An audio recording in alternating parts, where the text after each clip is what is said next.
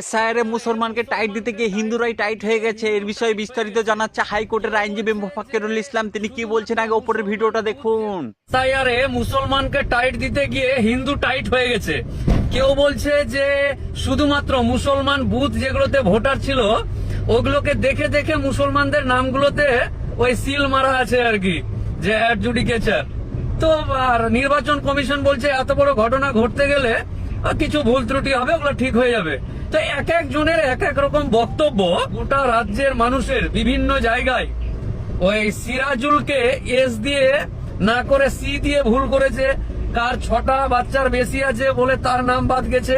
বিভিন্ন রকম ভাবে অহেতুক অনেক মানুষের নামের জায়গাতে অ্যাডজুডিকেচার লেখা আছে বা অ্যাডজুডিকেশন লেখা আছে বা বিচার বিভাগীয়, মানে high court, supreme court, London court, international court করে একটা এসআইআর করবে। এসআইআর এআই দিয়ে নাটক করতে গিয়ে বিভিন্ন রকম নাম টামের ভুল হয়েছে। আবার অদ্ভুত ধরনের প্রশ্ন, একটা লোকের 6টা বাচ্চা হবে কেন, এই কেন, বিভিন্ন রকম অজুহাতে এসআইআর থেকে প্রচুর মানুষের নাম বাদ গেছে এবং ওই সিল ছাপ মারা আছে অ্যাডজুডিকেশন বলে। ভিডিওটা সবাইকে শেয়ার করে দেবেন।